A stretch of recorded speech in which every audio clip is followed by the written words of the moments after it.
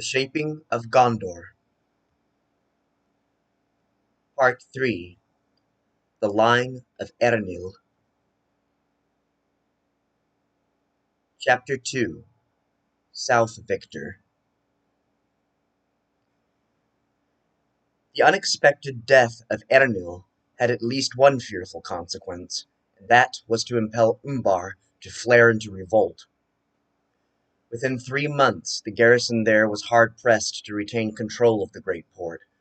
Several of the Umbardrum High Lords had managed to escape during Eärnil's protracted siege and flee to the safety of Harad, and once word spread of the seafarers' end, they quickly amassed an army of Haradrim mercenaries and attempted an invasion.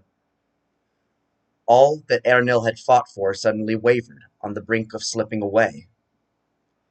Ciryandil, son and successor of Eärnil, who, as we have seen, had been appointed viceroy of Umbar in the latter's absence, confronted the challenge with speed and ability, and so effective were his counter-assaults that the Haradrim legions were forced to retreat after only a fortnight, and Gondor's mastery over Umbar was confirmed, at least momentarily. This was not the end, however, and nearly the whole of Ciryandil's reign was to be consumed by the struggle to maintain Gondorian authority in the south. 8 years out of every 10 were to see the king occupied in various campaigns and marches in and around Umbar. It wasn't until 940 that King Ciryandil was able to make his return to the Seven Heartlands. A practical and austere lord, as well as a captain every bit as capable as his sire, he carried Eärnil's modesty even further and declined to have a public coronation, favoring a simple and secluded ceremony in Minas Anor. He then set to work immediately in Pelargir. He generally deigned to remain in the southern port, as it placed him at an easier striking distance to Gondor's new acquisitions to the south. A couple of years of much-needed organization and ministerial affairs concerning the wider provinces followed, before in 943 he was forced to rush south once more, when the Dimavir was assassinated and the haven again beset by Southron besiegers. This became a regular occurrence, and there was a fresh attempt to seize Umbar from the east at least every 3 years from then onward. All during this time, Ciryandil faithfully kept up his father and great-uncle's policies of shipbuilding, so that Gondor's might continued to grow in that direction. Dashing with all speed across the Harnen, the king engaged the Haradrim encroachers, and once more had the victory, albeit only after a grueling 6-month fight. This conflict had one unforeseen result, which, though humiliating to Gondorian pride at the time, was to prove disastrous for Harad in the long run.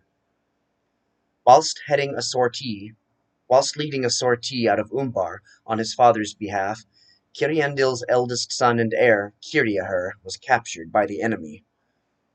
Although the king offered to ransom his release, the Haradrim refused, demanding nothing less than the surrender of Umbar as the price of the prince's freedom, and Ciryandil was not willing to go this far, even for the love of his son.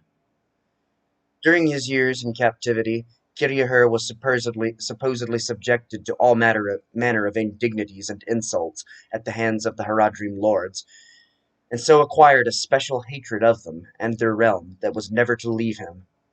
He also picked up an exceptional knowledge of Haradrim fighting tactics and armory that was to serve him well in time.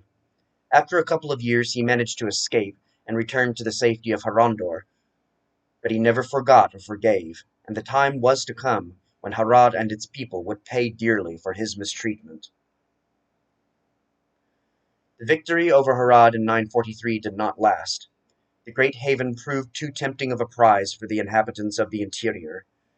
To be sure, the Southron tribes had often warred with the Umbardrum over the centuries ere her conquest, but they were no more eager to see Gondor in control of the bay. Indeed less, for Gondor's strength combined with that of Umbar presented a greater threat than either alone. So the attacks continued. In 958, and then again in 973, Harad marched armies to the coast, and both times they were turned back. The second effort was cunningly planned, with assaults launched from several directions, and only Gondor's superior numbers and the king's quick-moving tactics carried the day. After this third defeat at Ciryandil's hands, Harad took a long respite, and 30 years went by before they dared to try again. The king made the best of the intervening time by crushing small rebellions in the Umbardrum hinterlands, repairing roads and rebuilding new ones, shuffling garrisons, and in general preparing for the blow that he knew was surely coming sooner or late. In 986 a stronghold was founded on the upper reaches of the river Harnen, named Hyarmendacil for its southerly location. It was to serve as a useful breakwater against Harad for many centuries. In 1003 the expected invasion from the interior arrived, and Southron marauders washed like tidal waves against the walls of Umbar. Supposedly something like 50,000 Maraud warriors marched under the serpentine banners of the Haradrim captains, by far the largest and most potent force which had been raised against the men of Gondor since the days of Sauron. For months, and then years, the siege went on grimly, as each side tried to wear the other down. It was an exceedingly straight contest, drawn out all the longer by the fact that Gondor by now had total control of the sea, whilst Harad commanded the interior of the mainland, and neither could get the clear advantage. In the end, though, Gondor was the victor once again, when in 1008 a legion of soldiers arrived unexpectedly from Harondor and Harad's rear and broke their lines. It was a rout, and with the retreat Ciryandil scored his fourth and greatest triumph over the Southron freehold. It had been a hard-won fight, though, and much strain had been put on both the manpower and resources of the realm. Something like 10 million golden casters had been spent on keeping Umbar provisioned during the siege, and nearly 6,000 Gondorian soldiers had fallen in her defense. To safeguard against any further such challenges, the king then decided to settle the score with Harad once and for all. In the years following the siege, Ciryandil went about patiently replenishing his strength and numbers in the south. It was his intention to imitate Turambar's feats in Rhovanion 5 centuries earlier and invade Harad, conquer it, and add it to the dominion. Only then would Umbar and Gondorian supremacy on the seas be secure. To that end, conscriptions were carefully assembled, ships were readied, supply trains organized, and the kingdom prepared to follow Ciryandil to war against the Southron barbarians. But as it happened, the fourth siege of Umbar was to be Ciryandil's last moment of glory. In 1015, whilst leading a counterattack against a small Haradrim raiding party just east of Umbar, the king's luck ran out, when a well-aimed bolt found its mark and struck him in the chest, piercing his armor. Borne on a litter, he lingered in agony for a few days before dying within sight of the city he had spent the greater part of his life defending. At the time of his death, Ciryandil had worn the winged helm of Isildur for 79 years, having spent 67 of them outside the Seven Heartlands in Umbar and her environs, fighting always in her defense. Yet under him, Umbar had been successfully held, and readied for a great thrust east and southward against the enemy. Whether he would have achieved victory against the Haradrim hordes cannot be known. Unlike Taranon Falister and Ernil the Seafarer, he had added no new lands or provinces to the realm, nor clinched any resounding victories on foreign ground. His accomplishment had instead been to preserve what had already been won by others. For this reason, his great name these days lies largely obscured, except among the very learned in the histories. However, in holding and consolidating the haven of Umbar, Ciryandil ensured that it did not slip away easily once more, and in doing so laid the foundation for further glories to come. And, most importantly, he managed to father a son who was destined to rule over Gondor at the height of her power and majesty.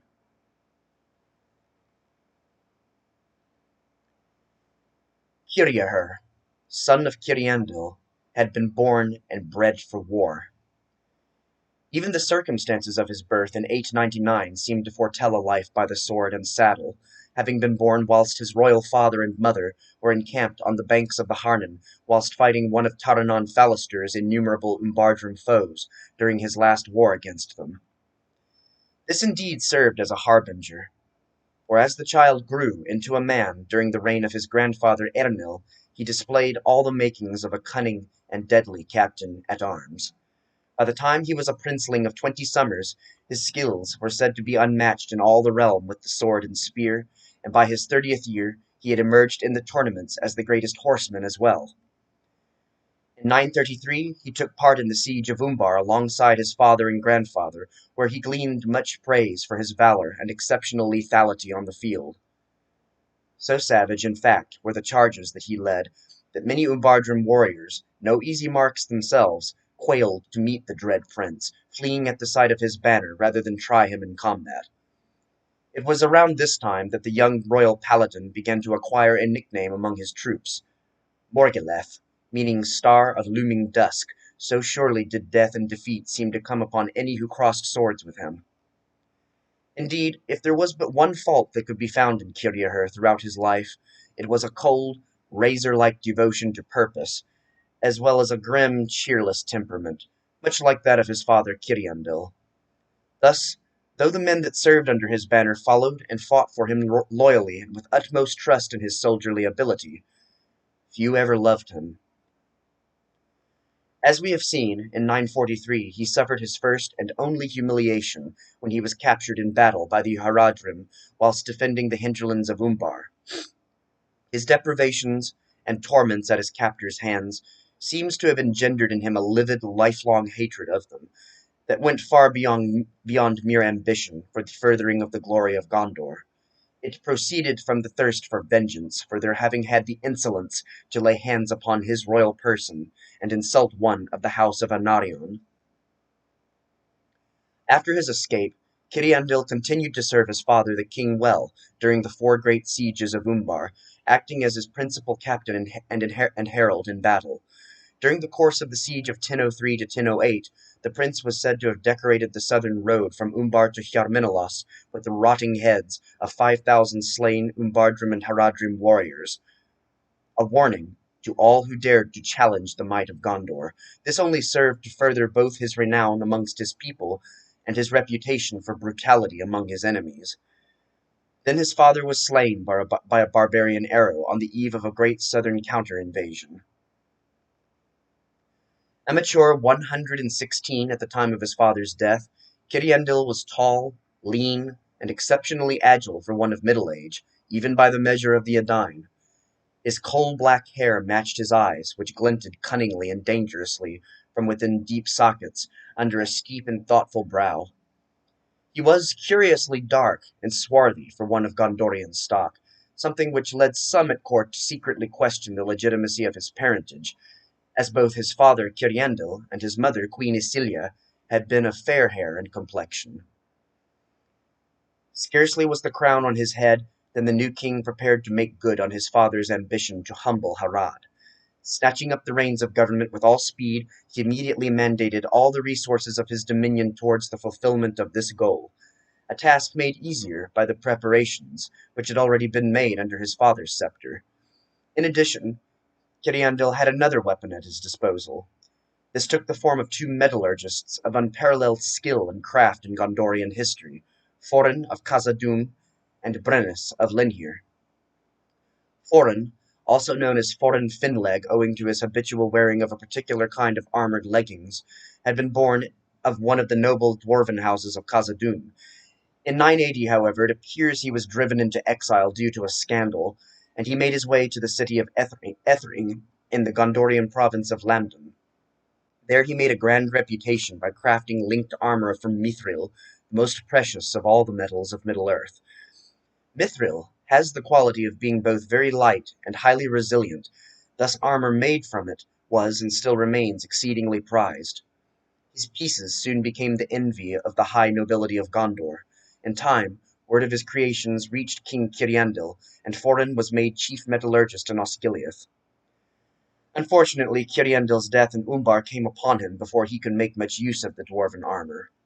Brennus, meanwhile, hailed from the township of Lenhir in Belfalas, a place which had yet to make a mark in history, except as the birthplace of Tarkil, the renowned captain of Meneldil some 10 centuries earlier. A prodigy craftsman, Brennus eventually especially excelled in sword forging, and his weapons, it was said, were second only to those of the elven smiths on the continent. He too received royal patronage and opened a workshop in the capital, where his workmen churned out the finest blades in the realm. It was on the refined skills of these two craftsmen that Ciryandil called in 1015, as he prepared for his strike at Harad. There were problems, naturally. For one thing, in Semier of 1015, only a couple months after Ciryandil's accession, the Haradrim, with the complicity of certain refugee Umbardrim lords, besieged Umbar once again. It was a rather half-hearted attempt, however, since the Southron tribes, still greatly weakened from their final war with Ciryandil, lacked both a fleet and sufficient numbers to completely encircle the haven from the land. The Gondorian garrison had little difficulty holding the city, therefore. Then, too, the size of the force to be gathered, and the scarcity of mithril, slowed things down considerably. Moreover, the king judged it wise to order the construction of 50 more war galleys in Pelargir to support the invasion from the sea and the Harnen. In the end, a further 7 years passed before Ciryandil judged the time ready to launch his great southern adventure. When the royal battle trumpets finally sounded in Yavanye of 1022, however, he was truly prepared, and had incomparably the deadliest army Gondor had yet known at his command. Leading his troops across the Harnen at Hyarmendacil, he then pushed into the lands of northern Harad. Though few could have guessed it at the time, nearly 40 years would pass before he would return to his homeland. The Gondorian advance was slow at first. Harad was a vast land of rivulets, valleys, canyons, deserts, oases, jungles, and small holdfasts, quite unlike the wide empty reaches which had confronted Turambar and Rovanien. As in Rovanien, there was no central authority, but rather a loose confederation of a dozen or so tribes, which owed obedience to no lord. This made it harder for them to act together as one, but also more difficult to pin down in an open fight. Down the western flank of the Haradrim domain, roughly parallel to the coast, marched Ciryandil's host, crushing everything in its path. There were a few minor skirmishes, but no significant resistance to speak of was offered by the peoples of these lands. Then, after a few years of these skirting maneuvers, a battalion of some 5,000 spears from Umbar, slipping through the siege lines, joined the main Gondorian force. So reinforced, Ciryandil then turned eastward and began pushing into the interior of the Haradrim realm. At first it seemed as though the king's numbers and fearsome reputation, combined with the disunity of his enemies, would alone deliver an easy victory. Township after township fell without a fight. In Narier of 1029, the Gondorian host reached the Oro River, a tributary of the Kellamar, and found it swollen by the annual rains. With no ford available, they found themselves wedged between the waters and a significant force of Southron warriors led by a fierce chieftain named Malaksuntha. However, after a 3-month impasse, Ciryandil and his men wriggled out of the trap by damming the river and crossing at a shallower point downstream. Now free to move about, they then proceeded to easily defeat the pursuing enemy in a series of skillful feints by making use of the ravines of the local terrain. Naturally, Ciryandil showed the barbarians no mercy, and they were slaughtered practically to the last man. A particular example was made of Malaksuntha himself. Ciryandil supposedly beheaded him personally, then had his skull mounted in silver and used as a wine goblet. After their defeat in the summer of 1029, the Haradrim dared not offer any further determined challenge to the ever-advancing Gondorians for many years. In some measure, there was a wisdom to this strategy.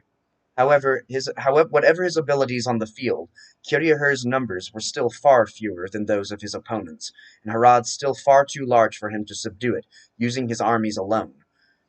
So they fell back and back, placing their hope in the hostility of both the land and the native population to wear the Gondorian forces down and inevitably defeat them where spear and sword could not. Ciryandil, however, had no intention of giving up. He had levied his entire reign up to this point on the conquest of Harad, had hated and resented her people since his early youth, and had by this point already subjugated fully a third of her lands. He was not about to turn back now. If the Haradrim would not face him openly on the battlefield, then so be it. Every township would be razed, every pasture, forest, and oasis stripped, every last man, woman, and child put to the sword and the stake until the tribal chieftains either swore obeisance or else deigned to meet him on the field. With grim resolution, therefore, the royal army pressed on. Year by year, season by season, for 2 full decades they advanced slowly but inexorably. By 1049, Kiriaher had subdued all of near Harad and was encroaching upon the greener lands of Far Harad. Nor, contrary to Haradrim hopes, was there any diminishing in the Gondorians' numbers, for Ciryandil regularly inducted fresh troops from the seven Heartlands and Umbar, whilst shedding much wearied ones in the form of garrisons here and there throughout the advance. During these years, although some small local militias made feeble attempts at resistance, Kiriaher inevitably defeated all of them, with severe retribution following in every case. Even those holdfasts that surrendered all too often did not save their lives, but instead found themselves on the pikes and pyres of the pitiless Kiriaher. Only in 1050, by which time the greater part of the freehold had been conquered, did the Haradrim chiefs abandon their policy of flight and decide to at last confront the Gondorians in battle. In Narquelier of that year, Kiriaher and his army, which had by now swelled to over 40,000, were encamped near the oasis of Zanepal, some 500 leagues to the east of Umbar, and here his easy victories came to an end.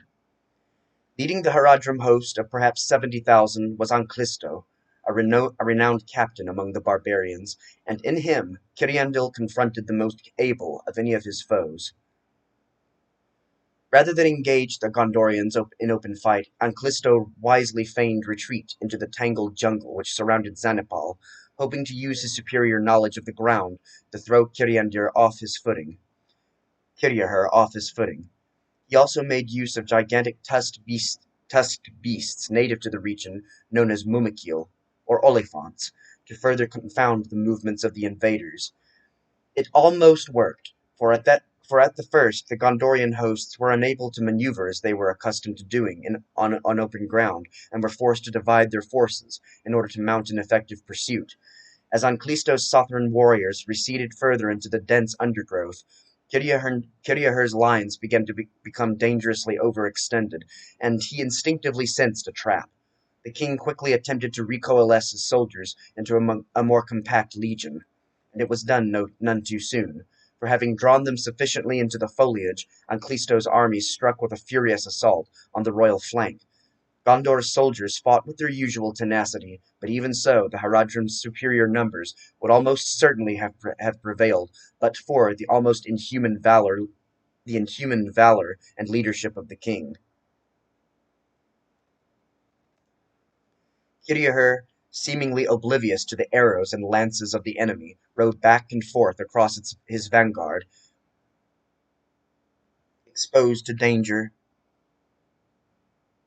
rallying and coordinating his men.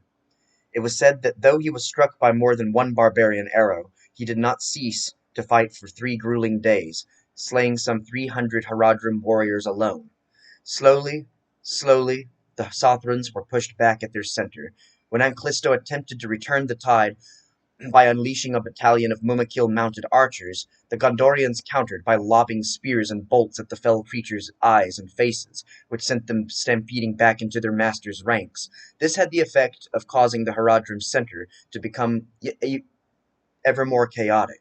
Then, on the 7th day of the battle, Anclisto made his one tactical blunder when he mistakenly ordered one of his companies into what he believed was a gap in Kiriaher's own rank and file. It was a fatal error, for there was indeed no gap in the Gondorian offensive line, and the outnumbered assaulting legion was cut to pieces in short order. Furthermore, by his hasty move, Anclisto had created a hole in his own defenses, and Ciryandil lost no time in ordering his men into it with all speed.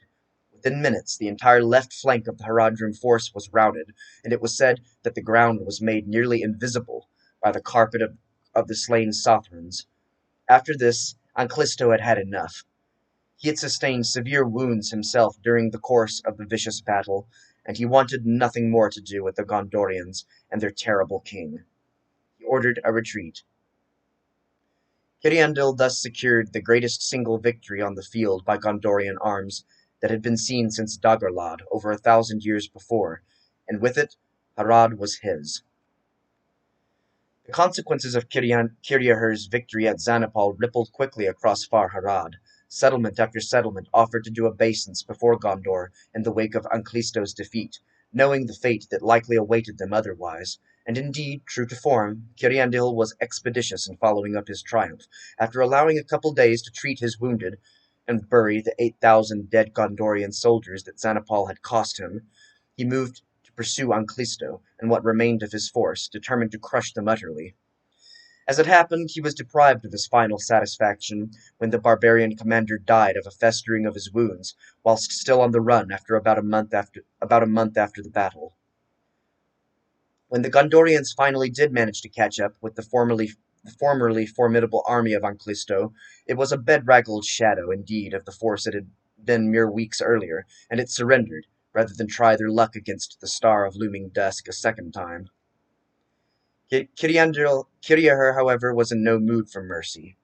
He had all the captains beheaded, and the hands severed from the common soldiers, some 20,000 of them, to ensure that they never again raised either sword nor arrow nor spear against the Stoneland. The vanquished commanders' skulls were sent back to Umbar and mounted along the southern road to join the heads of those who had disputed control of that great port with the White Throne in 1003. This cold-blooded display had precisely the effect Ciryandil had desired. There was no further organized resistance to his advance through eastern Harad. Throughout the remainder of the campaign, though he encountered occasional provincial challenges, most Haradrim preferred to be alive and subjugated to being dead and free, and nearly all the remaining chieftains of the freehold hastened to do obeisance to the seemingly unstoppable Gondorian king.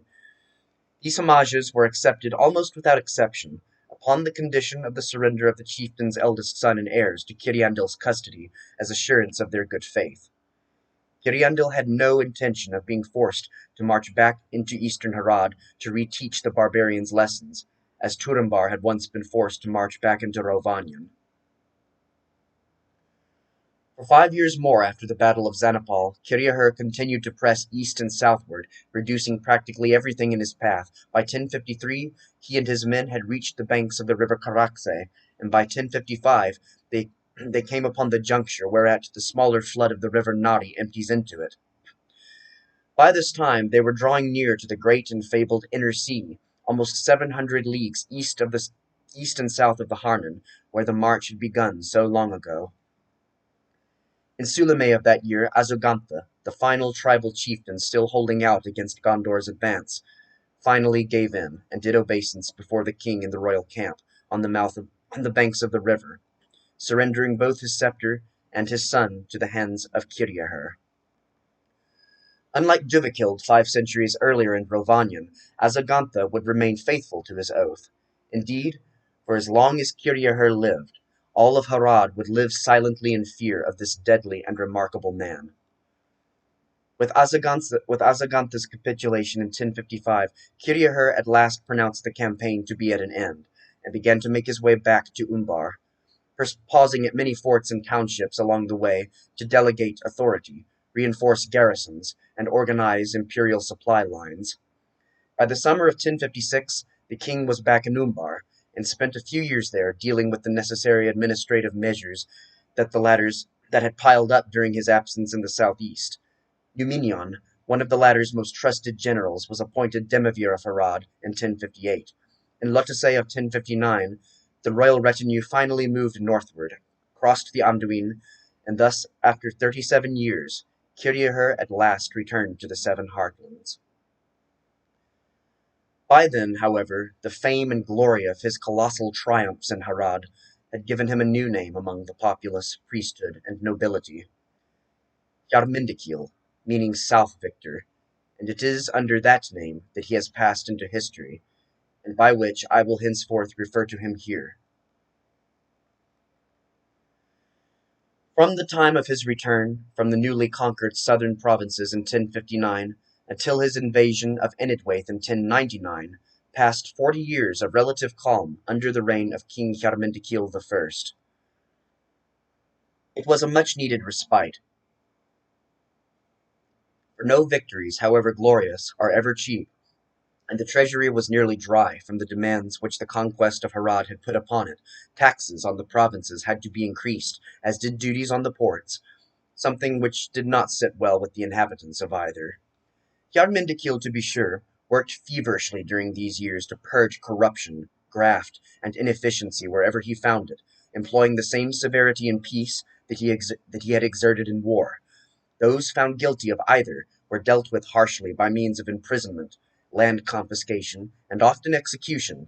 The king was determined to see to it that if his subjects were to be taxed, they were at least to be taxed honestly. If they were to be conscripted into provincial garrisons, they were at least to be faithfully salaried. If the laws were to be harsh, they were to be at least applied justly.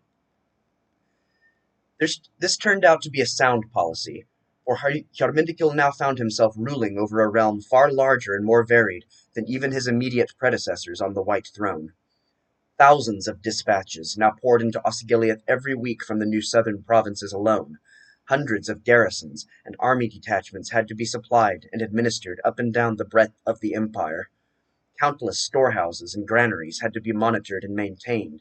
The millions of castors' worth of tribute, treasure, and tax money streaming into the treasury from the imperial provinces had to be assessed and defrayed. Judges had to be appointed, and town masters, demivirs, and viceroys given their orders and instructions. All this required a court bureaucracy 10 times the size of that which had sufficed during the reign of Ciryandil, and so the king was compelled to delegate responsibility ever more. Naturally, the importance of the stewardship increased immensely during these years, and Hyarmendacil was fortunate to be served by a series of chamberlains and chancellors who proved themselves to be generally honest and worthy of these offices. But even so, it was never quite enough. Even a monarch as dedicated and capable as the South Victory could not be everywhere, attend to every problem, resolve every dispute at once, and in spite of his best efforts, corruption and incompetence slowly took root both at court and in the provinces. It proceeded at a slow burn whilst Hyarmendacil lived, and undoubtedly his stern measures helped to temper its worst effects for a time. Nonetheless, the moral rot that inevitably follows the making of all great strong empires proved to be no exception in Gondor following her ascension to the rank of a great power in Middle-earth. It had happened in Mordor, in Numenor, and again in Arnor, and now, alas, it was to happen in the Stoneland. All this was probably of little moment, however, to Hyarmendacil at the time. He had more pressing concerns, for despite the glory he had already covered himself with in the south, he was not yet done.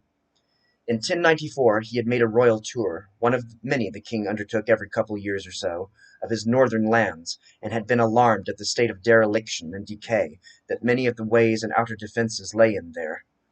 The marches of Calenarthon and eastern Rhovanion were judged to be in especially poor shape.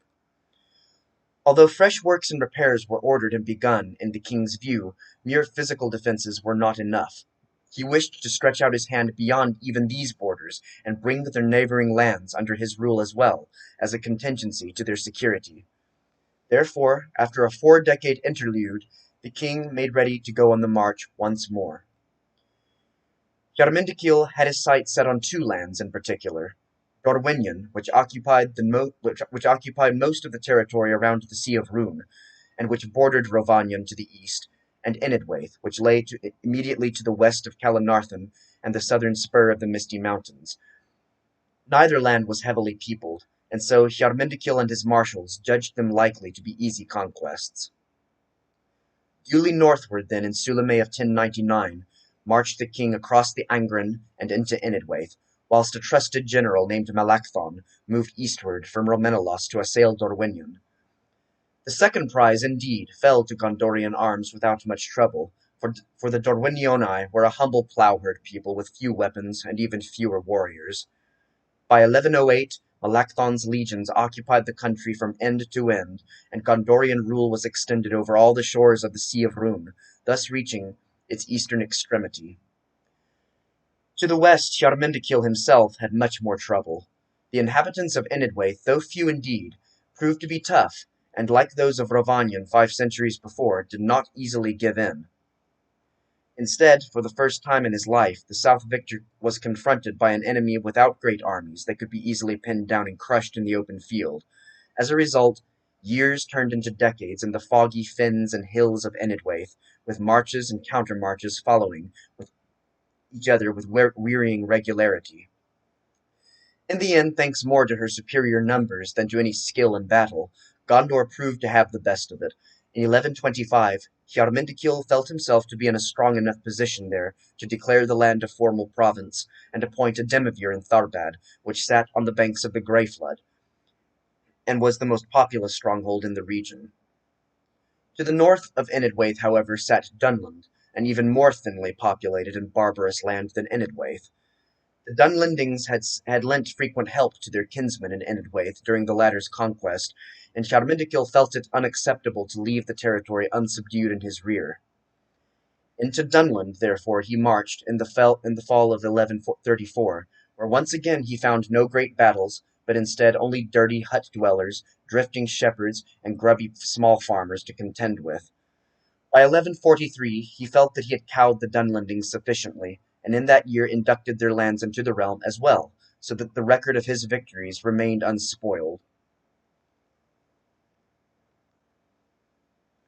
The Dunlendings never completely gave up, however, but continued to resist stubbornly from holdfasts hidden in the crags and defiles of the western Misty Mountains.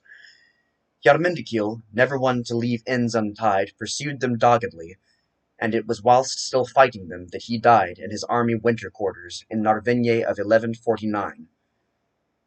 Hyarmendacil had ruled Gondor for 134 glorious years, during which time he had never once been defeated by anyone. At the moment of his death, Gondor sat at the peak of her power during the Third Age of the Sun in Middle-earth.